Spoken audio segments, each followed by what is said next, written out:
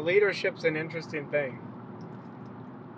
The first thing about leadership is, I always say this, you have to be a great follower before you can be a great leader.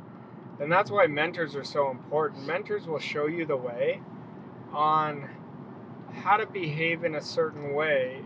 And that's not through supplication, it's watching the leader behave and learning from them. And a genuine leader. See, a lot of people have titles. That doesn't make them leaders. And a lot of people, and if you're listening to this and you're considering yourself a leader, have you owned your leadership? And that's something I work with my team, I work with our clients significantly on, is really owning and going way above and beyond their title. You see, leadership is about contribution, and it's about exceptionalism, and it's about selflessness. And you're not the center of the universe. A lot of leaders, quote unquote, may think that, but it's not true. A great leader is bringing their followers up, constantly bringing their team up, rising everybody to the occasion. Now, what does leadership take? It takes a tremendous amount of communication skills. It takes not personalizing and not assuming your team, your clients are hearing what you're saying, but making sure they're hearing it in the right way. See, a lot of people, and I used to be one of them, I can tell you that, take a lot of things personally. And a great leader understands that they're always neutral, they never take it personally. And the job of the leader is to get their team to operate at their potential, to get their clients to operate at their potential. And that's why leadership is something you have to keep working on every day. Leadership is earned every day. And a great leader, if they stop leading, they're not going to be a great leader anymore. And you'll know by the way the team follows you. You'll know the way by how much respect you have been given when you're not asking for respect. But it's this essence of you that I've got to listen to what they're saying. I got to listen to what he or she is talking to me about. Leadership is so great. A great book. I studied this book about, 5-6 years ago. And it was called Extreme Ownership. I highly recommend the book on leadership. It's one, in my opinion, it's one of the best books on leadership. And if anybody wants to really study leadership, that's a great place to start. But leadership is given through deeds. It's given through actions, not words. A lot of people will give words. Words mean nothing without action. So the leader always wants to lead from example. They want to lead from the front. They don't want to lead from the back. They want to show the team the way. They've got to come from compassion, understanding. So you could ask yourself, but you can't be a great leader until you are a leader of self. So what does that mean? Are you doing what you say you're going to do? That's leadership. Are you increasing your standard? That's leadership. Are you building new disciplines, or are you keep doing the disciplines the same way? See, disciplines is an interesting thing because we want to do them as a leader in a certain way where we're showing, hey, I can get better. I want to get better. I'm continuing to get better. And every great leader that I've ever met is process driven. They've surrendered the result and they're focused on getting so much better at their processes because their processes are what duplicates. And it is one of the hardest things to develop as being a great leader. You have to be very comfortable in your skin.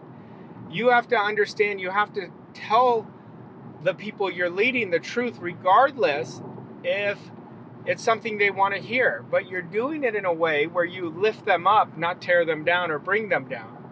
And leadership comes at the very core of leadership is having ownership, being responsible that you're the only problem you're going to have and the only solution. I have people who come to me and they're saying, I want to be a great leader, yet they're blaming their team. That's not great leadership. They're blaming their sales organization, not great leadership. And what we have to do is understand the leader is the one that everything trickles down to. Like the leader's standard, the rest of the team's standard will trickle down to. The leader's communication, the rest of the team's communication is. And leadership is not about babysitting. It's about showing someone their potential and getting them to understand by one act they can change their destiny. And that's what leadership is. Now let's look at a couple key words. Exceptionalism and selfless. Now, if you observe yourself, would you say your dominating behavior is an attitude of exceptionalism? And would you say another key behavior is selflessness, where you're more concerned about we than I? That's very important to understand. It's always about we. As my team wins, I'll win. As I win, my team will win. They work together. As my clients win, I'll win. And it all works together. It's about being understand and being others focused and really helping them and leaving them so much better off than you've ever found them. You know, I learned this many years ago, the impression of increase, leaving everyone better off than you found them. Now let's do that with an attitude of selfless exceptionalism. That's a game changer. That's when you're driven by being others people's focused. You're really focused on how can I help that person? How can I make them the most important person? And that's how you're going to work and really develop into a great leader. Now, in order to do that, like I said earlier, you've got to lead yourself. We've got to hold a standard of ourselves that I'm going to do what I say and say what I'm going to do. And I don't give in. I don't give in to the outside. I don't give in to a result. I don't give in to a mistake. Mistakes are going to happen. Like, I encourage my team to make mistakes. Why? Because now they're playing their life, their work, what their purpose on the offense, where I'd rather have them playing to win instead of playing not to lose. See, part of winning is you've got to be willing to lose. And a lot of people are holding back. Are you holding back? I want you to think about that. Are you letting the outside make you passive? Are you tightening up? Are you shrinking? A leader never shrinks. A leader always rises. No matter what adversity, they know and they understand in their mindset that adversity is part of the deal. Stretching is part of the deal. Without stretching, there's no significant results. There's no significant change. There's no significant behaviors created. And that's what we want to lock into. Leadership is such an important thing. I love leadership. I love talking about it. William James said, without a vision, people perish. We always want to, as a leader, you always lead with a vision. You always come from understanding. And then ask your team, what did you learn from that? But get your team to create extreme responsibility. Get them ownership. Get them to choose in their position. See, the biggest challenge of going from a great follower to a great leader is not holding back. It's taking responsibility. A lot of people have that neediness to be liked. You can't be a great leader in leading, always needing to be liked. Your job is to say, get on my back. I'm going to show you the way. I'm going to show you by my results. I'm going to show you by my attitude. I'm going to show you by my disciplines. And I'm definitely going to show you by the standard of excellence that I operate.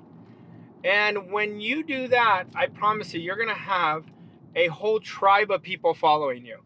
And it's not because you try to, it's your essence that they're attracted to. It's so contagious. Your compassion they're attracted to. Your understanding they're attracted to. And your willingness to know that you have their back. See, nobody's going to follow somebody that doesn't have their back, that's talking to one person one way, the other person a different way, and is a yes man or a yes woman. They want somebody that they could trust. They want somebody that they could come to and say, listen, I'm stuck here. How can you help me? And they know the followers will be vulnerable to the leader, and trust is the essence of leadership.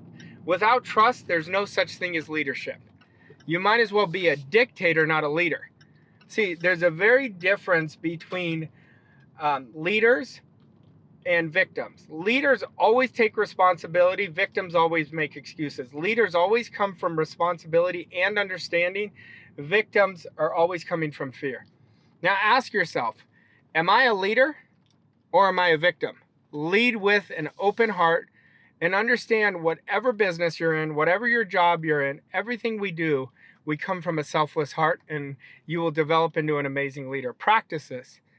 Go lead and leave every single person better off than you found them. Trust me, your life is going to be even more magical than it already is.